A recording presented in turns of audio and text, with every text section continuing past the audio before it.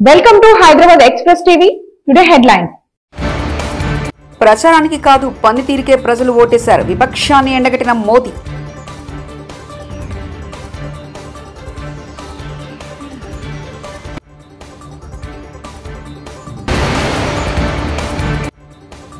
High command పెద్దలతో CM Revanth భేటీ.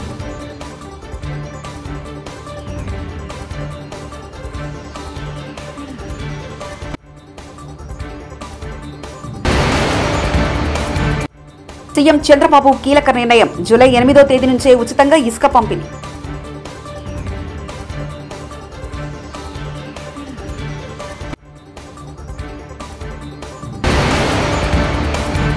ఉప్పాడ సముద్రపు కోత సమస్యకు శాశ్వత పరిష్కారం చూపండి. ఉప ముఖ్యమంత్రి పవన్ కళ్యాణ్.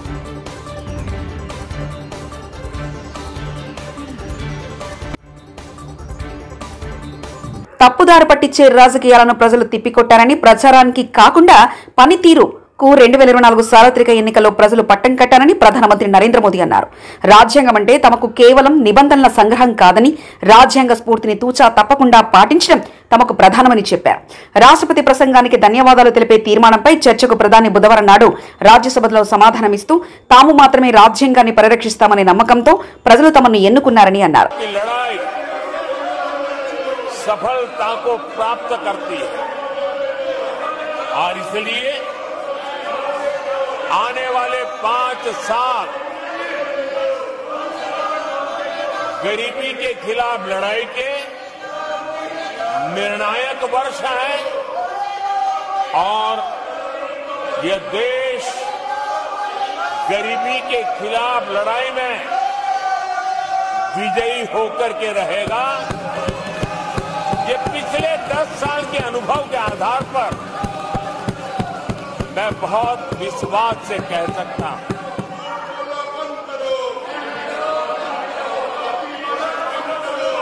आदरणीय सभापति जी, जब देश दुनिया की तीसरी बड़ी इकोनॉमी बनेगा तो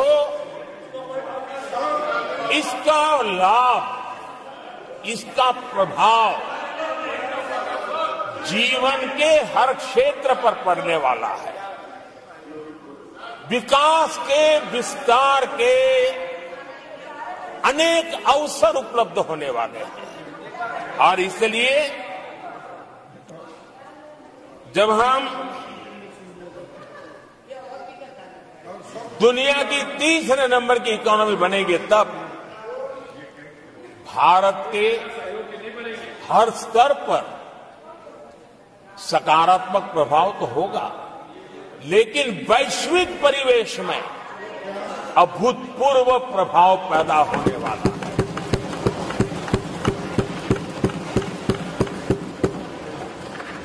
आदरणीय सभापति जी, हम आने वाले कालखंड में नए स्टार्टअप्स का,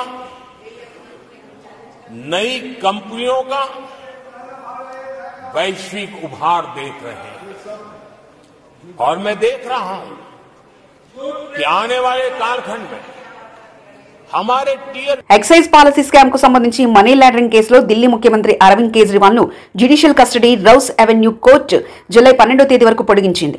ఎయిమ్స్ ఏర్పాటు చేసిన ప్రత్యేక బోర్డు మెడికల్ కన్సల్టేషన్ సమయంలో తన భార్యను అనుమతించాలని అరవింద్ కేజ్రీవాల్ చేస్తున్న విజ్ఞప్తిపై నిర్ణయాన్ని జూలై 6వ తేదీకి కోర్టు వాయిదా వేసింది. మీడియా కాన్ఫరెన్స్ ద్వారా కోర్టు ముందు కేజ్రీవాల్ ను బుధవారం నాడు హాజరుపరిచారు. తెలంగాణ ముఖ్యమంత్రి రేవంత్ రెడ్డి ఢిల్లీలో బిజీగా ఉన్నారు. టీపీసీసీ చీఫ్ ఎంపిక, మంత్రివర్గ విస్తరణపై హైకమాండ్ పెద్దలకు వివరించేందుకు మరోసారి ఆయన ఢిల్లీ వెళ్లారు. సాయంత్రం కాంగ్రెస్ జాతీయ అధ్యక్షుడు మల్లికార్జున ఖార్గే, లోక్సభలో విపక్ష నేత రాహుల్ గాంధీ, కాంగ్రెస్ పార్టీ ప్రధాన కార్యదర్శి వేణుగోపాల్తో సీఎం రేవంత్ రెడ్డి భేటీ కానున్నారు. ఆంధ్రప్రదేశ్ ముఖ్యమంత్రి చంద్రబాబు నాయుడు కీలక నిర్ణయం తీసుకున్నారు. 5 ఏళ్ల క్రితం టీడీపీ ప్రభుత్వ హయాంలో అమలు చేసిన ఉచిత ఇసుక పంపిణీ పథకాన్ని ఇప్పుడు కూడా కొనసాగించాలని నిర్ణయించారు. అంతేకాదు, ఉచిత ఇసుక పంపిణీ విధానాన్ని జూలై 8వ తేదీ నుంచి అమల్లోకి తీసుకురావాలని నిర్ణయించారు. ఈ మేరకు చర్యలు చేపట్టాలని రాష్ట్ర గనుల శాఖ మంత్రి కొల్లు రవీంద్రకు ముఖ్యమంత్రి ఆదేశాలు జారీ చేశారు. కాగా ఈ పథకానికి సంబంధించి కలెక్టరేట్ల అధ్యక్షత కమిటీ ఏర్పాటు చేసి ఆ కమిటీ ఆధ్వర్యంలో లోడింగ్, రవాణా ఛార్జీలను నిర్ణయించనున్నారు. ఆ గ్రామంలో ఉండే పవిత్రమైన మట్టిని, పవిత్రమైన నీళ్ళని, ఆ గ్రామాల్లో ఉండే దేవాలయాలు, అది హిందూ దేవాలయం కావచ్చు, మసీదు కావచ్చు, లేకపోతే చర్చ్ కావచ్చు, ఇంకొకటి కావచ్చు, ఏదైనా సరే అక్కడ పూజ పార్లమెంటు యొక్క పవిత్రమైన మట్టిని తీసుకొచ్చి ఈ పార్లమెంటు అంటే ఈ మట్టిని మీరు ఒక ఇది ఆయన చెప్తూ పార్లమెంటు పూర్తిగా సహకారం ఉంటుంది అమరావతికి చట్టాలను చేసి దేశానికే చట్టాలు నిర్మించే పార్లమెంటు కూడా మీకు అండగా ఉంటుందని ప్రధానమంత్రి గారు చెప్పడం అదే మాదిరిగా ఆ తర్వాత జరిగిన కార్యక్రమాలను మీరు చూస్తే ఆయనే ఫౌండేషన్ వేయడం ఇది ఒక చరిత్ర. ఇలాంటి ఇప్పుడు కూడా ప్రపంచంలో గల అన్ని పవిత్ర దేవాలయాలు తీసుకొచ్చాం. ఈ మట్టి కూడా ఇప్పటికి కూడా మీరు చూస్తే అదే మాదిరిగా చేశాం. మొన్న కూడా నేను ప్రార్థనలు చేసి వచ్చాను అక్కడనే. ఎవరు కూడా అక్కడవన్నీ రోడ్లో ఉండే మట్టి కూడా దూకొనిపోయారు కానీ ఈ మట్టిని తాకలేకపోయారు. అదొక గొప్ప విశిష్టత, పవిత్రత. నెక్స్ట్, ఈరోజు చాలా మంది అడుగుతా ఉంటారు వై అమరావతి అలోనని. విభజన జరిగింది. విభజన జరిగినాక అప్పట్లో 13 జిల్లాలు. 13 జిల్లాలను మీరు చూస్తే స్ట్రైట్ గా ఏ పక్క గిర్ర గీసిన, ఈ పక్క మడకసిర లాస్ట్, ఈ పక్క ఇచ్చాపురం, ఇంకొక స్ట్రైట్ గా కొద్దిగా ఇట్లొస్తే కుప్పం. 550, 590, ఇక్కడ 594 కిలోమీటర్లు. ఎటు చూసినా సమదూరం ఉండే ఏకైక ప్రాంతం అమరావతి. ఎవరు బుద్ధి జ్ఞానం ఉండే ఏ వ్యక్తి అయినా సరే దీన్ని ఏమాత్రం కూడా డిఫర్ కారు మనిషి అనేవాడు. అదే మాదిరిగా ఆ పక్క 12 పార్లమెంట్లు, ఈ పక్క 12 పార్లమెంట్లు, 13వ పార్లమెంట్ ఇక్కడ వస్తుంది. దీనికంటే సైంటిఫిక్ బేసిస్ మీకు ఏం కావాలి అమరావతి నిర్ణయించడానికి? దీనికి కులాలు కావాలన్నా, మతాలు కావాలన్నా, ప్రాంతాలు కావాలన్నా, లేదంటే రెచ్చగొట్టాలన్నా? అంటే ఎవరైనా సరే రాష్ట్రం యొక్క భవిష్యత్తును ఆకాంక్షించే ఎలాంటి వ్యక్తి అయినా సరే, అతను కరుడుగట్టిన ఉగ్రవాది అయినా సరే దీనికి ఒప్పుకొని తీరాలి. ఈ నియమనాలతో నాకు అర్థం కావడం లేదు. ఆఫ్టర్ బైఫర్కేషన్ మనకు రాజధాని లేదు. రికమెండేషన్స్ ఇచ్చిన కేసీ శివరామకృష్ణ ఇచ్చిన రికమెండేషన్లు కూడా చూశాం. అటు విశాఖపట్నం మొదలుకొని కర్నూలు వరకు అధ్యయనం చేశాడు. అధ్యయనం చేసిన తర్వాత ఎక్కువ మంది ఎక్కడ రాజధాని ఉండాలి అంటే విజయవాడ, గుంటూరు. రాష్ట్రంలోని అన్ని దేవాలయాలు, చర్చిలు, మసీదులలో పూజలు చూసి అన్ని గ్రామాల నుంచి నీరు, మట్టి తెచ్చి అమరావతి భూమి పూజ చేశాం. గత 5 ఏళ్లలో వీళ్లు అమరావతిని కదిలించలేకపోయారంటే ఆ మట్టికి ఉండే విశిష్టత అది. నమ్మకాన్ని కోల్పోయారు. మేము కష్టపడచ్చు, కానీ పెట్టుబడి పెట్టడానికి సహకరించడానికి వచ్చే వ్యక్తులు రారు. ఇప్పుడు సింగపూర్ గవర్నమెంట్ వాళ్ళతో మాట్లాడాలి, వస్తారా రారా? అంత ఈజీగా రారు. వాళ్ళ అనుభవం వాళ్ళకుంది. మన కోసం వాళ్ళు డబ్బులు పోగొట్టాల్సిన పని లేదు. ఇలాంటి రాష్ట్రాలు, ఇలాంటి దేశాలు కొన్ని వందలు ఉన్నాయి వాళ్లకు. ఆ దేశాల్లో చేసుకోగలుగుతారు ఏదైనా హెల్ప్ చేయాలన్నా. మనకే చేయాల్సిన అవసరం లేదు. రెండోది, పెట్టుబడులు పెట్టే వాళ్ళందరికీ ఈరోజు బాగానే ఉంది, మళ్ళా ఈ భూతం ఇక్కడ ఉంటుంది కదా, ఈ దుర్మార్గుడు ఉంటాడు కదా, ఉన్నప్పుడు రేపు కథ ఏంటి, మేమెందుకు రిస్క్ చేయాలి మీ రాష్ట్రానికి అనే ఆలోచన ఉంటుంది. ఒక బ్రాండ్ ఇమేజ్ మొత్తం సఫర్ అయిపోయింది. ఎవరిని అడిగినా ఇంకా కూడా ఆలోచిస్తాం, చేస్తాం, అన్ని బాగానే ఉన్నాయి, మీ ట్రాక్ రికార్డు బాగుంది, మీ రాష్ట్రంలో మళ్ళా నమ్మకం ఏంటి మాకు, మీరు ఎట్లా అష్యూరెన్స్ ఇవ్వగలుగుతారు అని అడిగే పరిస్థితి వచ్చింది. This is the case study. ఒక వ్యక్తి అధికారాన్ని తీసుకుని భావితరాల భవిష్యత్తు నాశనం చేశాడు. ఒక శాపంగా మారాడు. ఏ పాపం చేశారండి ఈ రాష్ట్రంలో ఉండే ప్రజలు? రాజధాని లేదు అని చెప్పుకొని పాపం ఏం చేశారు వీళ్ళు? ఇక్కడుండే వాళ్ళు ఒకే అవకాశాల కోసం బయట పోతే పర్లేదు, కానీ ఇక్కడ అవకాశాలు లేక బయట పోవాల్సిన కర్మ ఏం పట్టింది? తెలివితేటలు లేవా? ఇక్కడ వనరులు లేవా? ఇక్కడ అవకాశాలు లేవా?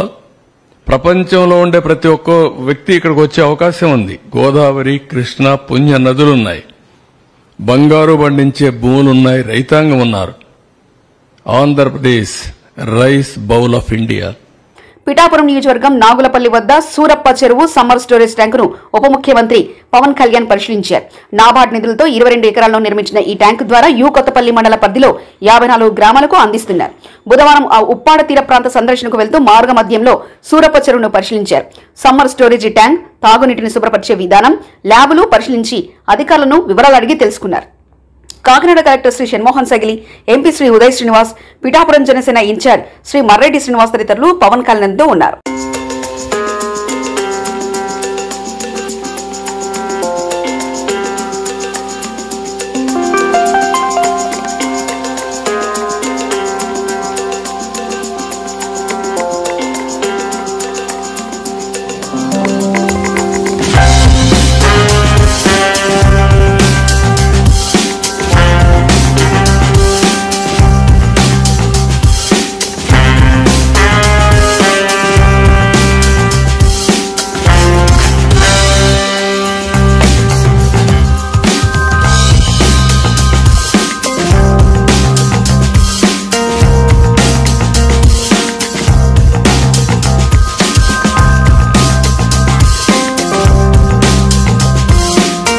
ఆంధ్రప్రదేశ్లో పారిశ్రామిక రంగాన్ని గత వైసీపీ ప్రభుత్వం పూర్తిగా గాలికి వదిలేసిందని పరిశ్రమలు, వాణిజ్యం, ఫుడ్ ప్రాసెసింగ్ శాఖ మంత్రి టీజీ భరత్ అన్నారు.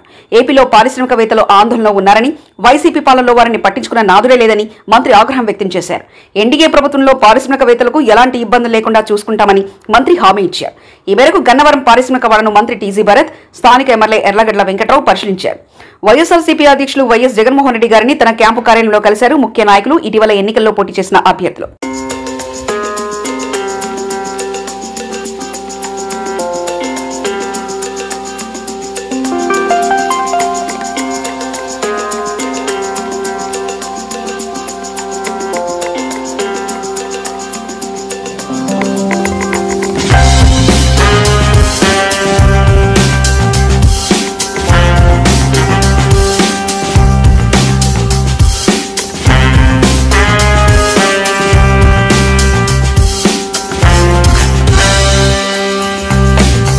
తిరుమల శ్రీవారిని భారత మహిళా క్రికెటర్లు దర్శించుకున్నారు. బుధవారం వీఐపీ ప్రారంభ విరామ దర్శన సమయంలో హర్మన్ ప్రీతి కౌర్, షఫాలి వర్మ, రేణుకా ఠాగూర్, దీప్తి శర్మ తదితరులు స్వామివారి సేవలో పాల్గొన్నారు. వారికి ఆలయ అధికారులు స్వాగతం పలికి దర్శన ఏర్పాట్లు చేశారు. మహిళా క్రికెటర్లను చూసిన భక్తులు వారితో ఫోటోలు దిగేందుకు ఎగబడ్డారు.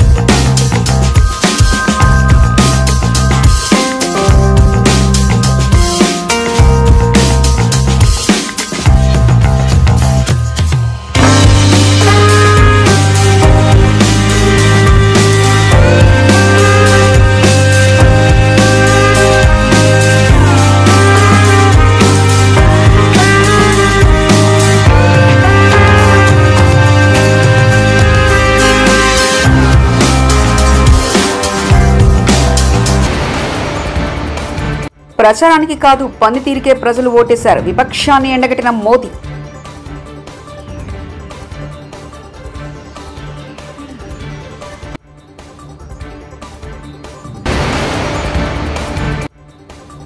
హైకమాండ్ పెద్దలతో సీఎం రేవంత్ భేటీ.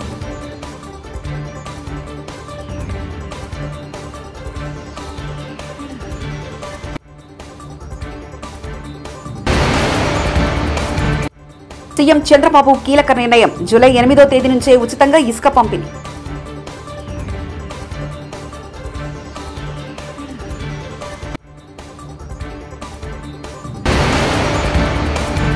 ఉప్పాడ సముద్రపు కోత సమస్యకు శాశ్వత పరిష్కారం చూపండి ఉప ముఖ్యమంత్రి పవన్ కళ్యాణ్.